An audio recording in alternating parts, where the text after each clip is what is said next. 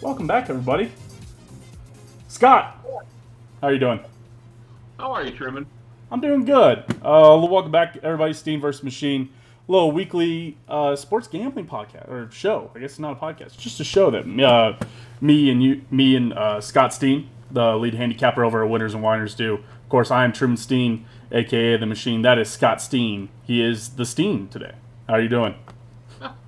Doing well. I'll keep asking Happy you. How many Friday. times you want to get asked? Happy Friday, buddy. How are you?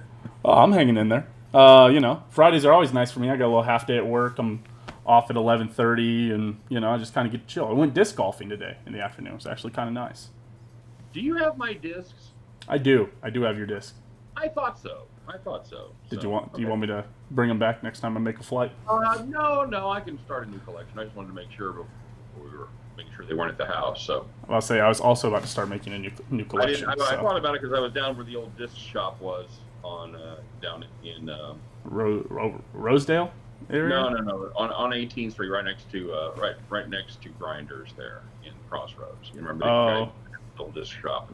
Yeah. It's no longer there. Hey, you know what? This is probably stuff that nobody cares about but us. So, yeah. I guess you heard about the tragic death today, Truman.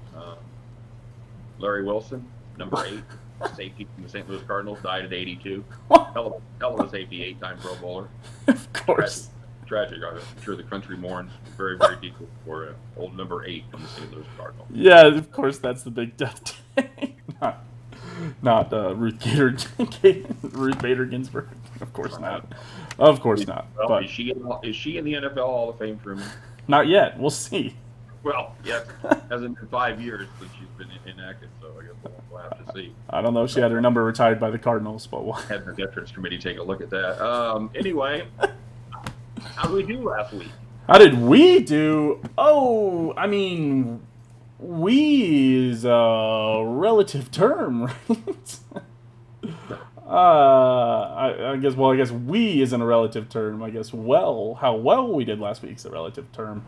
Oh, let's take a look at it. Why don't we? My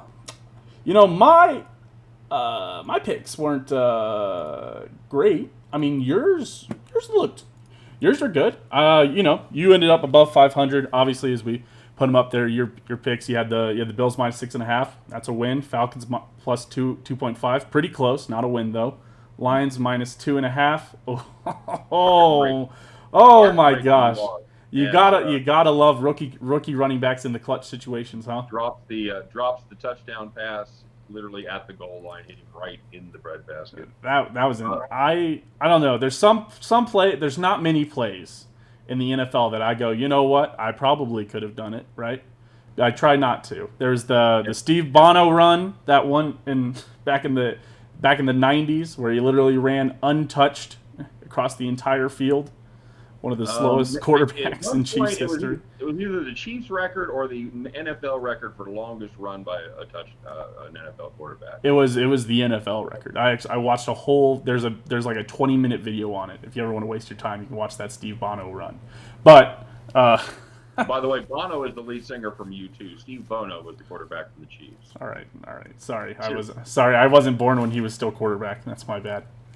That's actually your bad. So. Apparently, you still haven't found what you're looking for, Truman. Packers minus 2.5 does cash by a fairly wide margin. Packers controlled most of that game.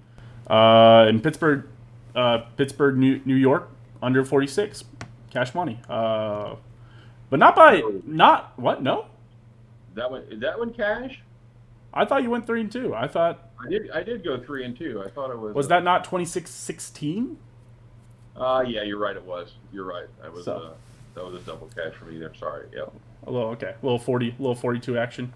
I had the Pittsburgh Steelers was my premium pick too for my premium customers. That night, the Steelers minus the point. So not a bad premium betting system sold by you over there at winnersandwiners.com, of course.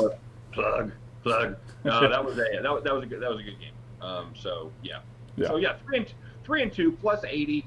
Not the best day. We came literally in a game that we never should have been behind in anyway, where the Lions pretty much controlled the entire game and led the entire game until the very end.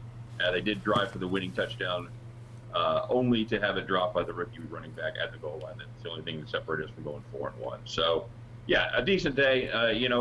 In Truman, as you well know, week one's always a crapshoot. You're always you don't have a bye, and this year even more than ever, because you didn't have any kind of preseason. You didn't really had a different kind of training camp. So we were really flying even blinder than usual. So right, and obviously I didn't have because most of my spreadsheet stuff from the machine is based off of the season totals and the weeks like that. So not having any season data to base my first weeks off, I just I had to do what you had to do.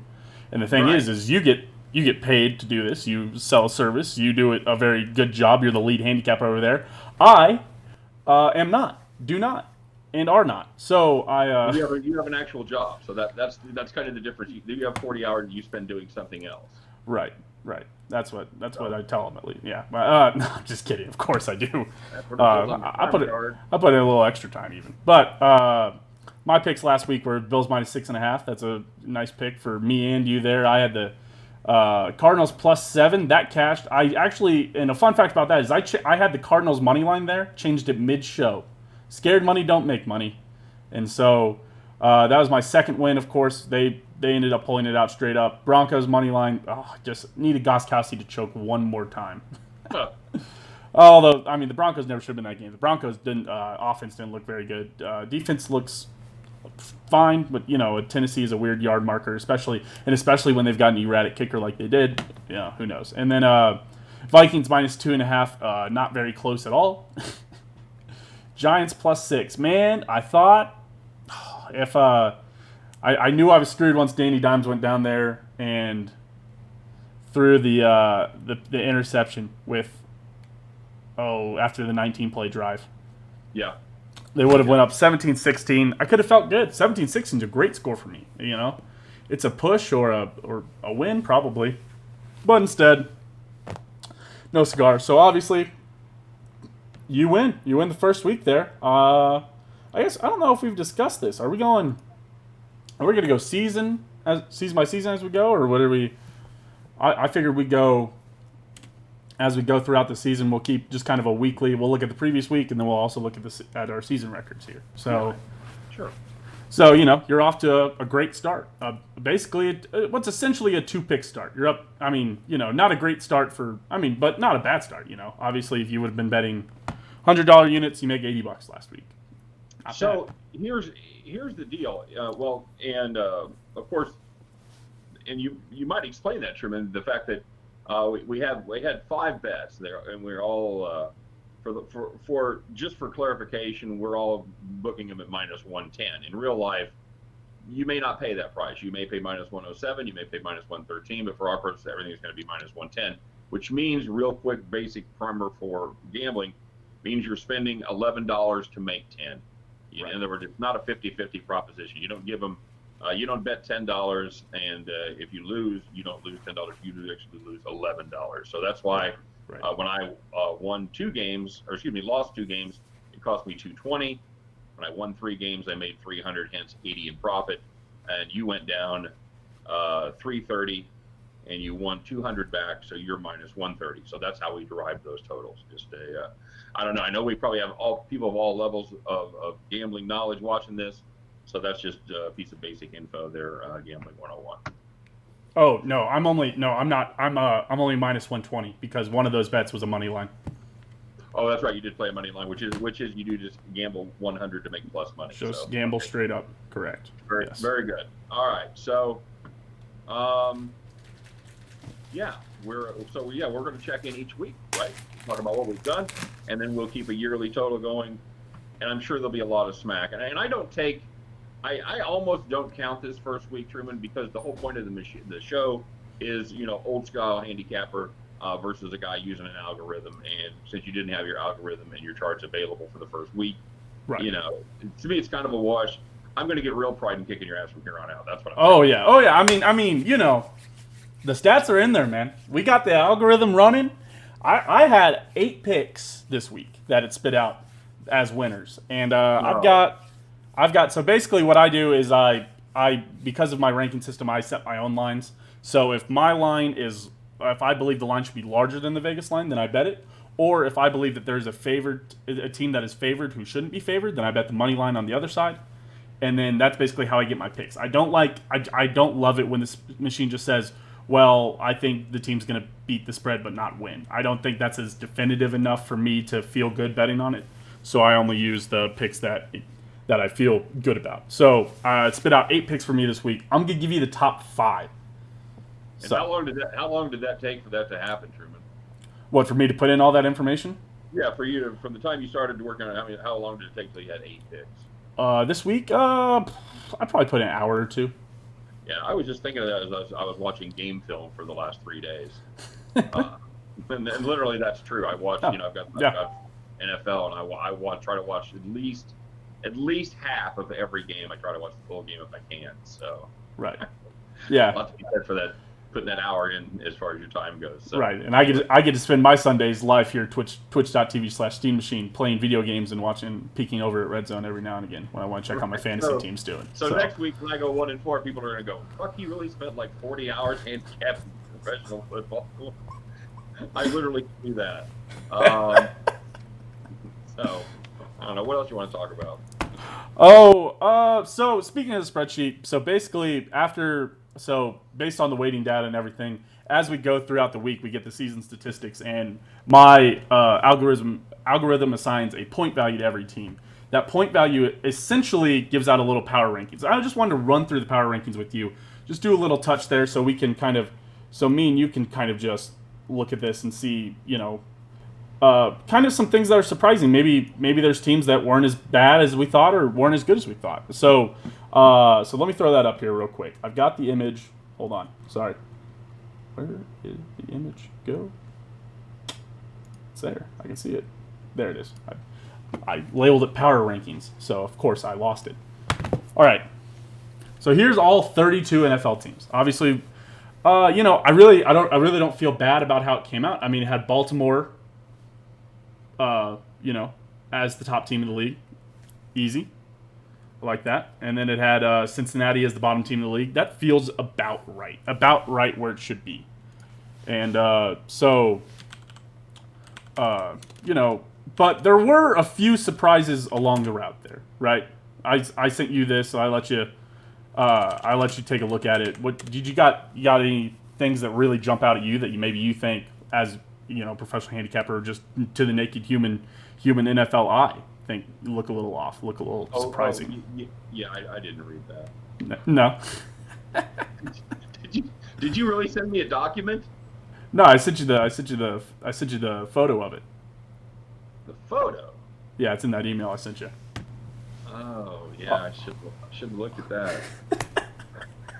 I'll run through a few of this as a surprise for you. By the way, my spreadsheet had the Browns yesterday, but did not have it at as large of a spread as Vegas had it. It had it as a smaller spread. The Browns only won by 5, which was smaller than the Vegas spread. Certainly was, Truman. That was a premium pick as well. So I was vaguely aware that they only lost by 5 there. The Browns -6 was a premium pick? No, Cincinnati +6. Woo! Not close at all, huh? I told my people today when I did the video, I said, for all the times we've lost games like that, on those dumbass meaningless drives, for all the times we've had the right team and the other team has come down and scored, or all the times we've lost a great under bet, I said, You know what, we get one back. Right. So I think probably the thing that jumps out at me first. I'm now looking at your spreadsheet, by the way. Just the spreadsheet. Your power ranking. Okay, I was like, the spreadsheet, you can look at it. It'll just be hard to find it. The biggest thing for me that I think jumps out first is, and somebody in the chat also pointed this out, but New England being number 4, especially with the new quarterback, I think it's fairly surprising. But I mean, we do use stats, and eventually what we're going to do, as we go throughout the season, we also get to rank it based on strength of schedule. After the first week, you don't get to rank it based off of strength schedule, because the way I do it, basically it evens everybody out so that anybody who played each other has the same strength of schedule ranking score, which isn't good, because as we learned, the New England Patriots and the Dolphins are not the same team. So one of them's got a little fish on there. How about the other guy's got stylized Patriot. So Yeah, right, exactly. Obviously not the same team. Yeah. that's how they tell them apart. One team is good and one team is very bad. So I think is the other big distinction there. Can we talk about the ridiculousness of where the Chiefs are yet? Or is this? Yeah. Let me know when I'm supposed to talk about Moving down the list. I mean, obviously Pittsburgh feels a little high. Kansas City number 6 is. I think you're a little high. I'm just. It's the numbers. This is all based off of previous season's data. Okay. This is the rankings going into week 2. So I use the rankings for how I'm going to bet in week 2. I'm glad I won last week because this is the point I'd be saying. I can't believe I'm losing to this guy. But and the New England being that high is surprising. You're going to get more surprises from New England later in the show from me. And then Kansas City being number 6 is insane. If you look at any NFL, I looked at every NFL media pretty much recap. If you follow the Chiefs page, they'll do the Chiefs SB Nation page, Arrowhead Pride. They'll do a wrangling of all their power rankings, and basically everybody had them number 1 except for Yahoo Sports, who had them number 2. Literally every media outlet had the Chiefs number 1, and then they had Yahoo had the Chiefs number 2, and of course the Ravens were number 1. So how does it feel to be smarter than all of those people? I just good. Okay. I use facts. Don't care about your feelings, Dad. Scott. You're not entitled to your own facts. Okay, so in this alternative world, let's see. Pittsburgh is the second best team. Cincinnati's right ahead. Okay. Minnesota is the third worst team? Yes. Okay, well these are going to adjust as the season goes on, I assume. Right. There's gonna be adjustments to be made. The Washington football team being just as good as Tampa, or just a little better than Tampa Bay, feels odd. Houston being worse than Detroit feels odd. And this is what you're using to make your picks, huh? Yeah, welcome to the new NFL. And yes, and as we can tell, there's still some big differences. Carolina, there's some Minnesota fans in the chat also coming. Glad that you're pointing out how insane it is to have Minnesota so low. So as we learned, Carolina probably was better than the Raiders last week, but Raiders still won. Indianapolis is still. Shows up as a top 10 team. Very interesting. I mean, oh, really? Yeah. Yeah, over the Chargers, over Jacksonville, who they beat as well. Jacksonville feels a little high. The Giants feel a little high. I don't, there's some blind spots in the first few weeks here that get smoothed out as we go. That's the point of using also strength of schedule later on in the season to help adjust some of these things. It's gonna, there's gonna be some interesting concepts, but I abide by the machine. I do as the machine commands, and this is what it says. This is where we're at. I'm thinking about using a drunken chicken next week. So just scratch each team, and that's. We'll see. We'll see. I mean, you know what? I'm not making fun of technology. I know you had a successful year last year. I did. Made a few $100 last year. Yeah, I did all right. So we'll just we'll see how the season progresses. All right. Of course. Can't talk too much smack before we see the results of this week. So. Right. But next week you're absolutely allowed to lay into me. Oh, that doesn't sound like me at all. Oh no pride in the Steehn household at all. All right, good enough.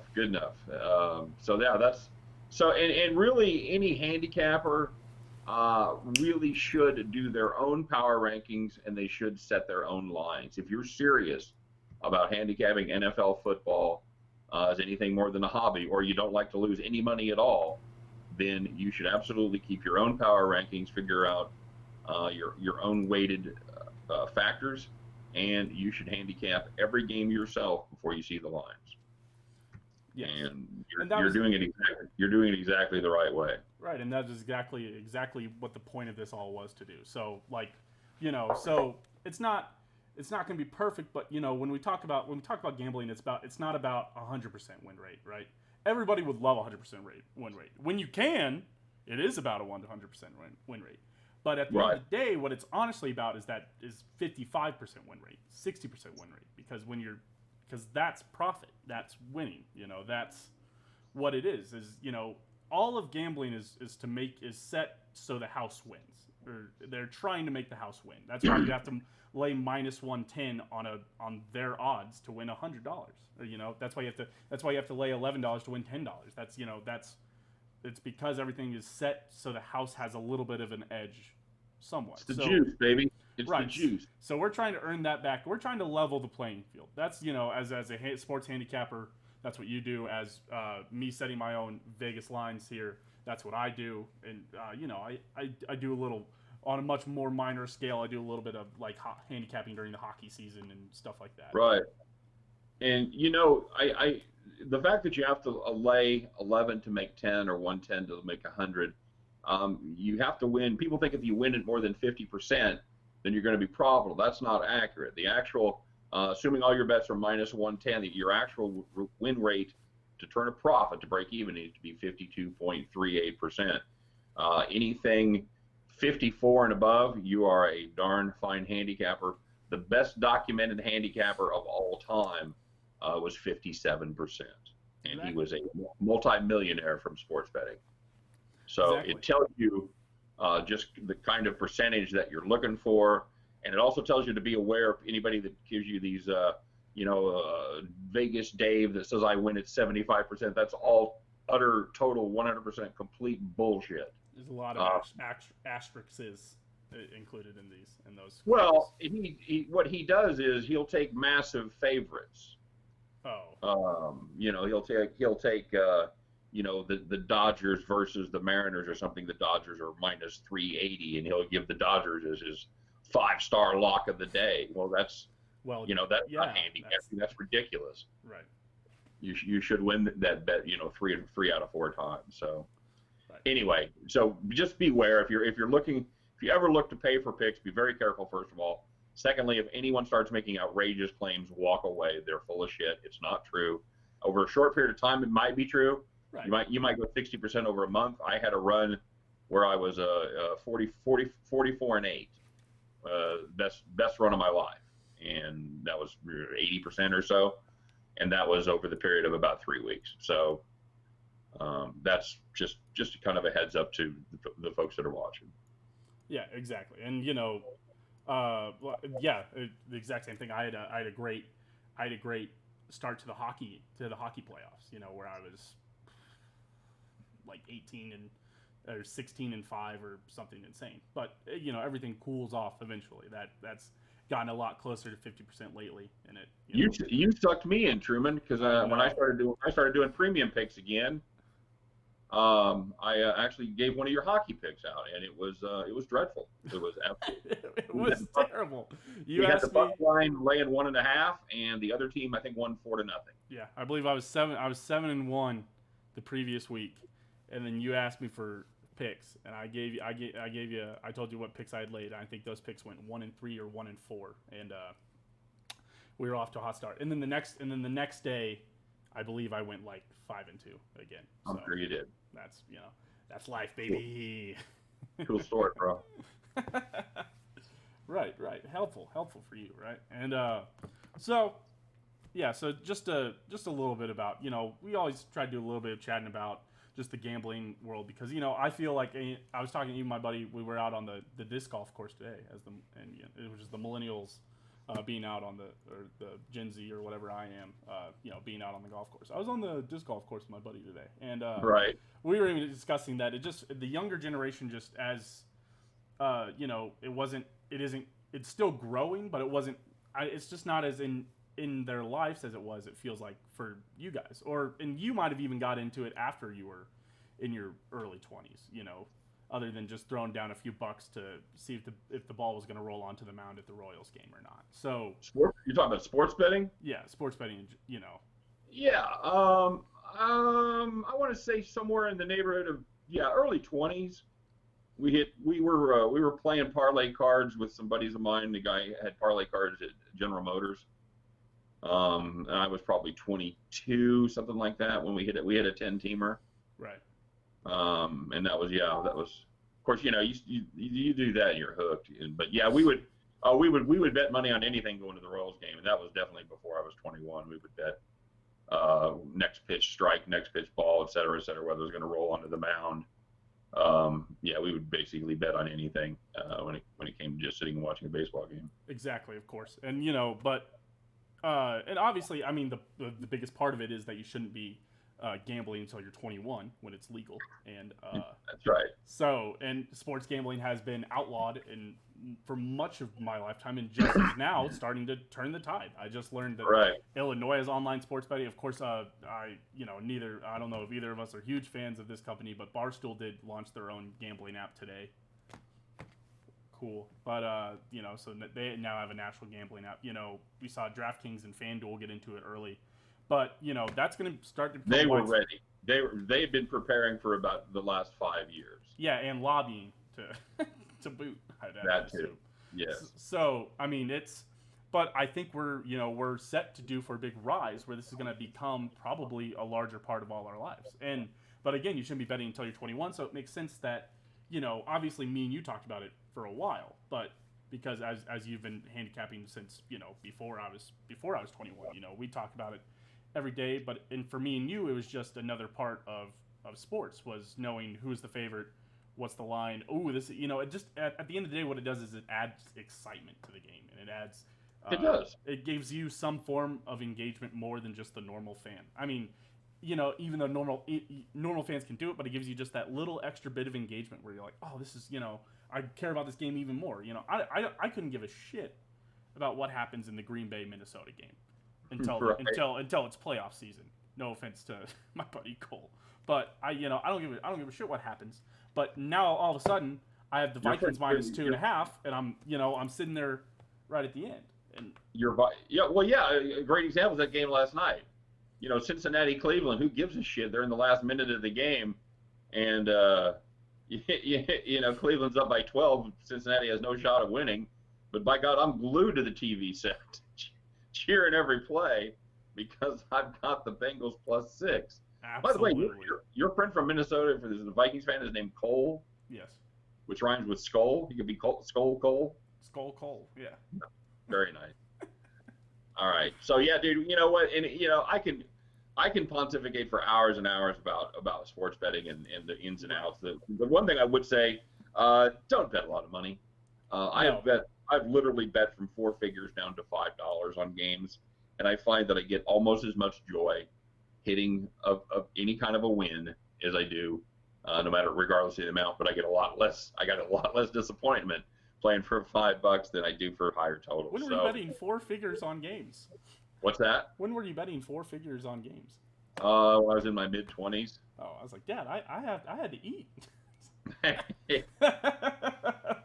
was like, wait a minute, wait just a second here.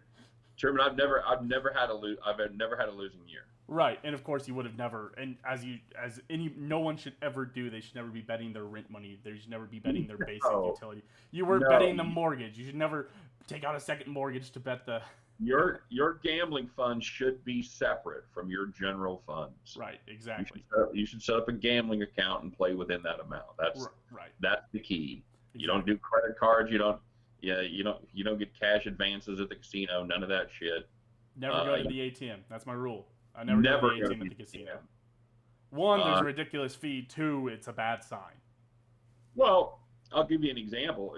I don't know what ATM fees are at the casino now. I'm assuming they're approaching $10, $8 probably. I don't know. I don't use them. So. All right. So let's say on the low side, let's say it's $5. So most people don't. Most people go get $100. Okay. So you've paid 5%. All right. The best blackjack players in the world are trying to gain about a 0.8% advantage. So if you're literally handing 5% of your money to the house before you even get started, you're a loser. All right? There's no way around it, okay? Right. So, yeah, don't go to the ATM. And if you do, get a shit ton of money. Right, exactly. Don't get $100. Right. I budgeted it out. I think I put $40 in my sports betting account. That's up to $140 now, which is there you go. A pretty good start, a pretty good hockey season for me. That's a nice hobby. That's exactly what it is. Right. Yeah. Some guys paint birdhouses. Some guys do others. You know what? You bet a little sports, and your hobby pays you a little money. And every once in a while, you cash it out, you get a little extra money. Right. It's fun. that's the way it works. So right, like I told you, I have the 8 bets. I think I'm gonna lay $10 on each bet, and then I think I'm gonna parlay my money lines together, and so I'll probably lay $90 over the weekend. And well, that's way too much of your bankroll, but anyway, that's another story. Probably, yeah, but Anyway, so all right, getting into it. you ready? Yeah, I'm ready. Are you ready? You got your picks? Are you set? I am. All right. I am. Who went first last time? Did I go first last time? I feel like I did make you go first last time. You want me to All go right. first? You want me to go? We'll go me first, you second. Age before beauty. Go ahead, buddy. Age before. Wait, hold on. Wait a minute. wait just a second. Here, let me hold on. Your name. I don't know how this happened, but your name got a little smaller than mine. Sorry, Dad. Or sorry, Scott. Fuck. Very weird. You can't just keep correcting yourself. I don't think there's a big secret. I'm your dad. You are both. I didn't meet a random 40-year-old man on the internet, also with the last name Steehn, to do this show. So 40 years old. My God. Okay. You're welcome. So my first pick of the week. A lot of This is people my doing some top. math right now, and it's not really coming out for them. I'll tell you that much. I'm at least 21, right? And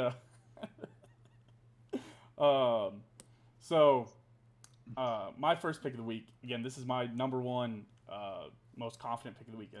So you're going to go in order of confidence from most to least. Right. Exactly. Okay. I will go in. I'll be going in rotation order. Because of, like we talked. Yeah. Right. You're going off of the sheet order.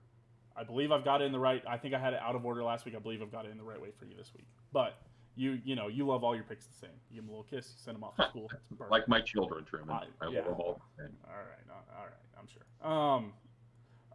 So my top pick of the week, and again, it was a team that we talked about being just a little high on the sheet when we looked at it on the power rankings earlier when we talked about it, is the Colts -3. I'm taking that at -110. Again, you have to lay the $11 to win $10. So I'll be betting $11 on that game or whatever, But All right.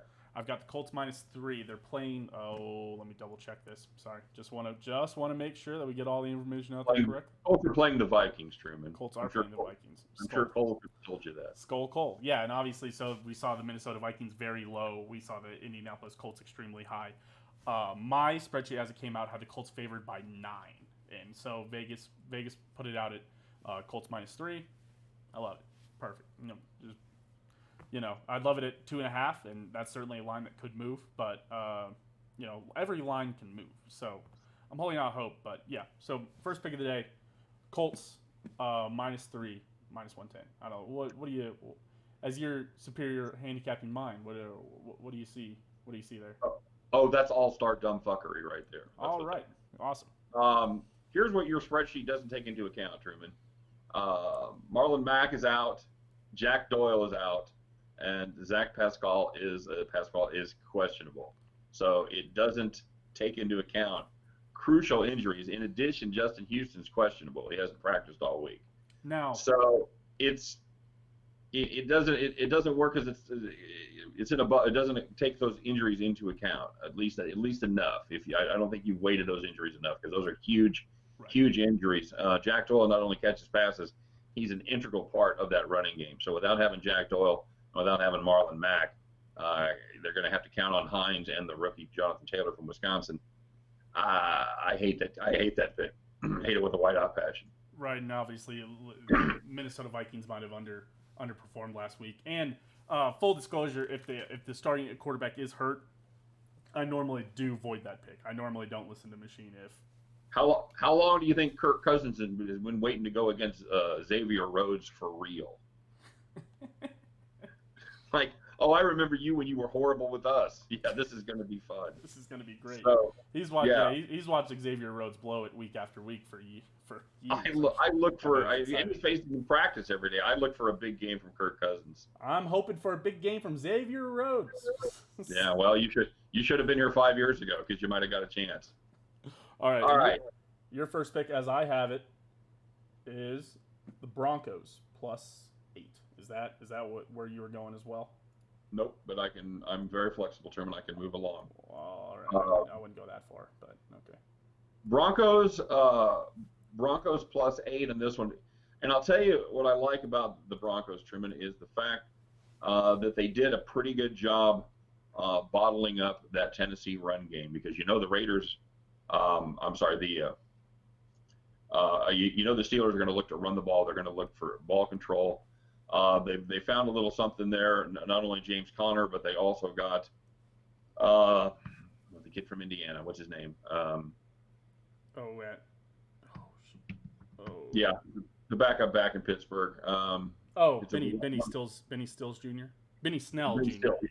No, that's not Snell. right. It's Snell. Benny Snell. Benny Snell. Yeah. Yeah. I knew it was a one syllable name. Yeah, Benny Snell. Right. So that's the team that's going to look to run the ball. Now, Big Ben tossed it around a little bit last time out, but it's Mike Tomlin, and he's going to want to just jam the rock down your throat. And the Broncos really did a nice job with Henry. You say, well, Derrick Henry got 116 yards. Well, he had 31 carries. So if you hadn't burned your back out with 400 carries last year, by God, you're off to a good start of doing it again this year. So 31 carries is a ridiculous amount in the NFL. No other running back carried for Tennessee, by the way. So Denver was able to shut them down, and I liked this dual-headed monster for Denver. I thought that Melvin Gordon looked like the Melvin Gordon of old. He averaged over 5 yards a carry. Philip Lindsay had just 7 carries. So I think they need to get him more involved. I liked this Denver team. I thought Drew Lock looked pretty good. So there's a lot to like about that game, and I like getting 8 points from the Steelers. I've got that capped out a little closer to 4.5 or 5. I do have the Steelers as a better team, but I think the Broncos are undervalued here at +8. Yeah.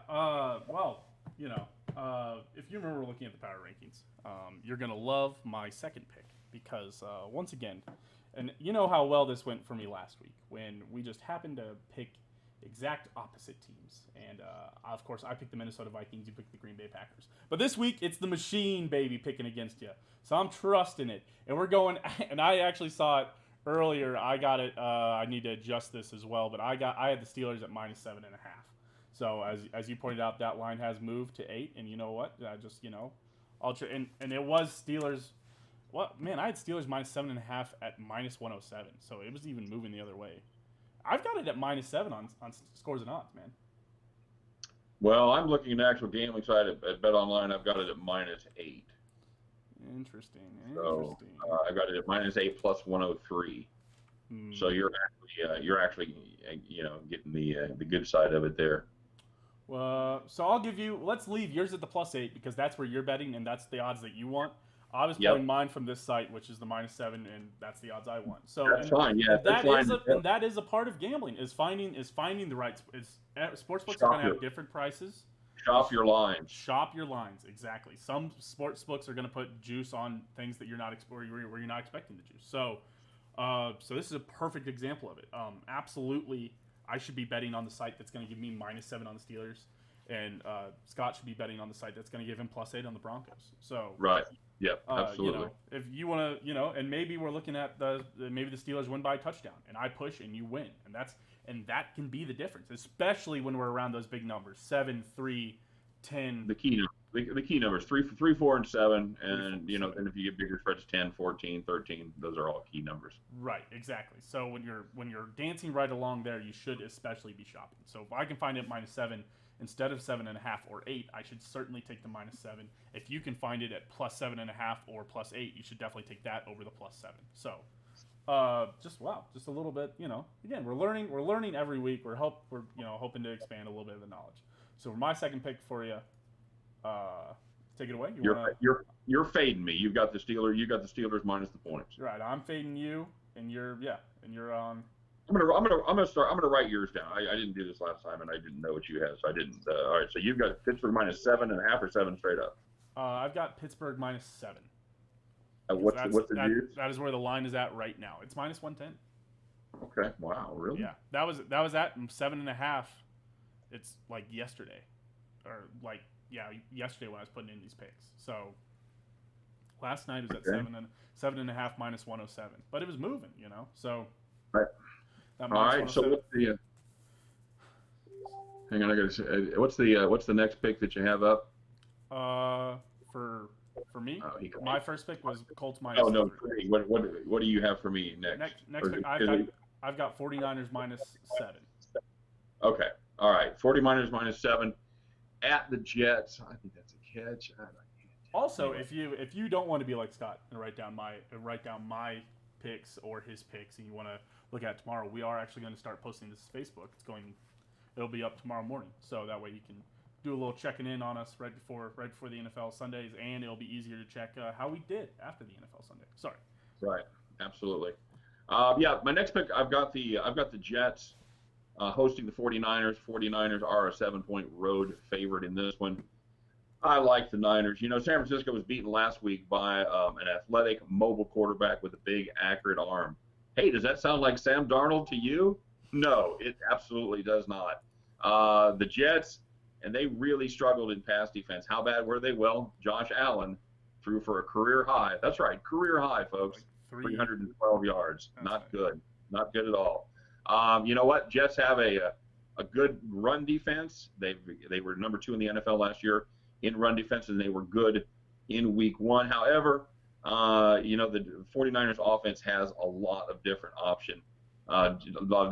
Jimmy G's not going to bomb you to death, but Shanahan's offense does a great job getting guys loose in space, sitting down between the seams of the zone, 5-10 yards from the line of scrimmage, and letting the runners do their thing after the catch. I like the Niners here quite a bit. The Jets struggle on offense as always against a solid Niners defense. Give me the San Francisco 49ers minus the 7 points. Yeah, and I don't hate it. Again, another one of those lines where the machine had it at my own Vegas line had it at San Francisco basically -2. I just so I didn't love the 7 there. That felt a little high for me, but not enough for me to go and bet on the Jets money line or anything like that. So, Okay. I don't hate the pick. It's just it wasn't as good as I would have liked to see it. But you should never force a bet just because. So Very true. obviously you like it. I didn't love it, so I didn't bet it. So but you did. So here we are. He Uh, says as he's sitting here watching the Campbell Camels play Friday nights on football. all right. So moving on to my third pick. I have the Saints -6. The Saints are playing, I believe, Las Vegas in Las Vegas. They're playing the man. That's weird to say. The Las Vegas Raiders in Las Vegas. Oh, I'm excited to see that new stadium. Yeah. I'm me. I'm an architectural engineer. I'm hype. I'm excited to see what that stadium looks like. That's got to be that's probably 2 stadiums I'm going to add to my list. There's SoFi Stadium out there in Los Angeles, and then if the new Raider Stadium. I don't know what they call it. I know it looked like a toilet bowl if they put a It's hotel next to it. Allegiant Stadium is what it is. Allegiant I Stadium. have to look it up to do a video on it. Yes, Allegiant Yeah. Stadium. Another stadium I'd love to go see, especially when it's still brand new. And so my spreadsheet has this as the Saints. I had the Saints minus about 8.5. So I saw Saints -6, and I was like, boom, easy money. I love that pick. So I've got the Saints -6, and especially it's nice having it on again, like we were talking about the key numbers, having it at -6 or even 6.5 instead of the -7 where you're worried about pushing. So yeah, I'm loving the Saints there. I don't know. What do you feel? You feeling? Well, I think you know what I think of it. I guess you did. You did send me. You did pick. Yeah, I did. I love it. This is another one where I'm going to fade you, Truman. This is fun. I like this Raiders defense. I think they get after you. They did a very good job against Christian McCaffrey last week, giving up just 97 yards to him and 23 carries. They were able to, pretty much hold Teddy Bridgewater in check. He threw for 269 yards, went 22 of 34. They were able to get to him one time, just one touchdown pass. Derek Carr, had a very Derek Carr kind of day, 22 for 30, 1 TD, 240. But at the end of the day, I'm a big fan of Josh Jacobs, and I think that this Saints run defense leaves a lot to be desired. I think the Raiders are going to be able to run long, sustained drives, kill the clock, and I like them at home, man. I like them at home, opening up the new stadium, even without the crazy silver and black folks there. I think it'll still be. That sounded weird when I said it. I know. I thought the same thing, but I was like, well, I guess with the fans of the silver and black in attendance. But however, I like I like it. I like a home dog. Anytime I can get them, crowd or no crowd. I think this New Orleans team is just perhaps a little bit overrated. Drew Brees, to me, looks like he's lost at least a half a step as far as his arm strength goes. And the most important thing, perhaps, is Michael Thomas is doubtful for this game. So he could be out, according to reports, 2 or 3 weeks. So, again, this is a game that I don't think your spreadsheet has factored in the injury factor. And not having the leading receiver in the NFL last season is certainly going to be a blow if he can't go in this one. Right, exactly. I'm surprised they actually kept the doubtful designation, because a few years ago they had to get rid of the probable designation because all those injury designations are for me and you. That's for betting. That's right. That very little does that matter to teams. Teams could simply exchange that information in private or not exchange it at all, because it would be a huge competitive advantage to be able to conceal the fact whether or not Michael Thomas was playing this week. So right. Yeah, so the injury designations are completely about betting. So always have been. It's been the dirty little secret there. Right, and so a few years ago they still had the probable designation, and so basically people would take that as playing no matter what, but that's not what it means. And then so people would be probable, and then they would be out, and that would come out 15 minutes before game time, and you'd see people hammer one side or the other, and it was. Well, Belichick was the master at that. Playing with the injury list, no doubt about it. You're telling me Bill Belichick exploited an NFL rule? I know. All right, so this is interesting. So you and I are fading each other on 2 of the 3 picks so far. I know. What's your 4th pick, man? My 4th pick, and again we were talking, and this is something I did a little foreshadowing on you earlier in the show when we talked about one of those teams in the top 5 that probably we both questioned being there. But nope, I lied. That's actually my 5th pick.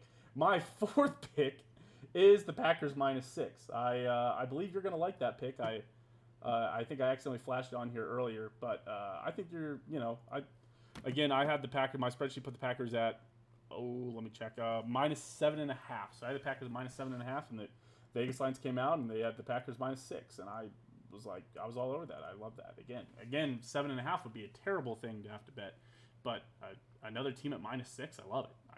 Absolutely fantastic. All right. Okay. Very good. And I'm just checking. I've got that game, and I know that's why you talked about it. You and I finally agree on a pick. I've got that same pick. I do have it at 6.5. So I will take your 6 since you were able to find that. I'll take the Packers -6 in that one as well. Actually, yes. A few line updates from last night to today. The Packers are now -6.5, and the Saints are down to 5.5. So, probably, since we're laying it right now, obviously we'll make some adjustments here later on in the week. But let's keep your Packers at -6.5. Let's move my Packers bet up to 6.5, because that's what I would have to bet it if I bet it as we are speaking it into existence here. And I'm gonna move my Saints pick to -5.5 because that's where it's at right now. Again, we'll do it. We'll set it what it is right at the time that we're doing it. We'll set it as that. So Packers minus 6.5, Saints -5.5. So I'll tell you what, if losing that half a point with the Raiders is actually a pretty big deal. For the purpose of our show, I'll keep that pick. In reality, I would probably rethink that pick. That's how big losing that half a point is. Interesting. Even with it just being on the 6. Yeah, absolutely. A lot of sixes. Two field goals, miss a kick. 23-17. Other 6s. 27-21 is another big one.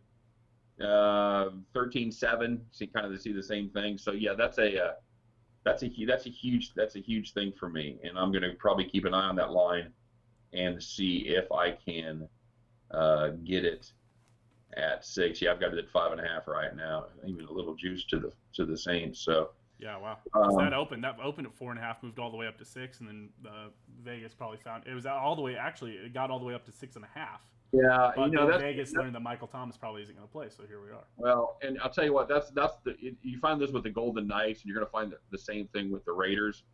You're going to pay a Vegas tax. Same with the Dallas Cowboys, any team in the Dodgers especially. but Dodgers, teams in Los Yankees. Angeles. Used to be the Boston Red Sox. Of course, that's gone. But yeah, the Dodgers is a big one. The Cowboys, the Patriots. You're going to pay a little bit of a tax. You're going to pay a little extra juice because they're a big public team across the entire country. So of course, right? Yeah. Anyway, okay. So you and I agree on the Green Bay pick. Very good. I'm trying to see what else I have not taken here yet. Okay. Well, you want me to do my fifth pick first? Oh yeah. That's right. You're up. Go ahead. All right. So my fifth pick, and this is the big surprise. This is the big one that even surprised me just a little bit. I've actually got the Patriots money line. They're going across to the West Coast against to face that tough Seattle team that we saw dismantle the Falcons last week. I'm getting that money line at plus 162. So if I were to bet $100, or if I was, let's put it in $10 terms again. If I was to bet $10, I would win $16.20. If I gave somebody $10, they'd give me back $26.20. And I don't hate it. It's again one of those where Patriots had a big week, and maybe the Seattle didn't have as big of a week statistically as it seemed on the field, where they seemed like the much better team. But if you do remember, Falcons Seahawks was somewhat close, and then I think it was a third down or maybe even a fourth down conversion. Russell Wilson hit DK Metcalf down the left sideline to take a pretty substantial lead there. It was on the fourth down. I watched that game. I watched that game today. Was that right before halftime? Yeah. Fourth down, absolute backbreaker right before halftime to take a pretty substantial lead. Yep. So maybe that game was a little closer than the final score indicated. Maybe the Seahawks were a little overrated. Maybe are a little overrated in the national media's eyes heading into this. So my power rankings obviously had the Patriots at in the fifth place. So. I'm fine with it. I've got it actually. So my line, as it spit out, had the Patriots minus 1.5. So. All right. Well, that is certainly not the direction I'm going. I'll be nice, Truman. As you know, this is my fifth pick. I'm going the complete opposite direction. I am. Oh, we're on this again. Oh my God. Okay. So I'm watching. I have to full disclosure, Truman. I am watching the Campbell Coastal Carolina game. Right. Campbell went to kick the extra point, and the kicker just double clutched and stopped. Did not even take a swing at the ball. And I don't know if how many times in your life you felt as bad and as stupid as that holder did, but it wasn't good. Okay, but I am taking the Seattle Seahawks minus the 4 points. And let me tell you something. Cam Newton is going to learn a very important lesson on Sunday night. And you know what that lesson is? Seattle ain't Miami. Newton carried the ball 15 times for 75 yards with a long run of just 12 yards.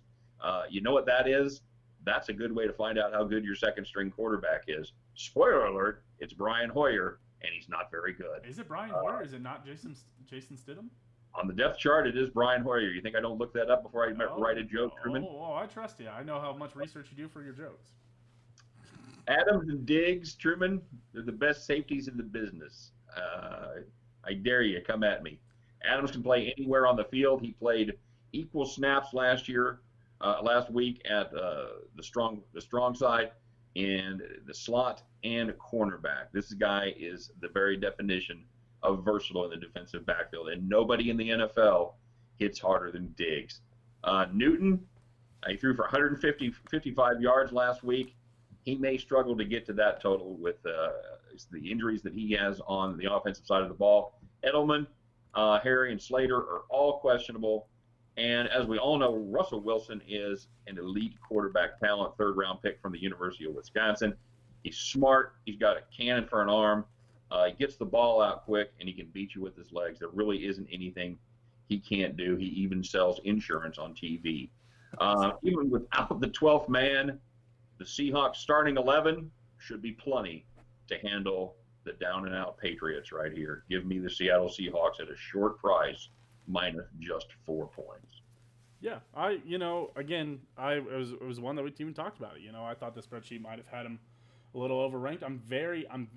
And it's something that obviously, as we use the season statistics with the weighting data throughout the years, is that we're expecting, I'm expecting it gets a little tighter as we go throughout the year. It gets a little better in the prediction, puts out some wild predictions here at the beginning, and then it'll tune in and it'll be really good down the stretch. But I really didn't use it much early in the season last season, so I'm excited to see how it does early on. So this is certainly one of those picks I'll be watching with a lot of interest.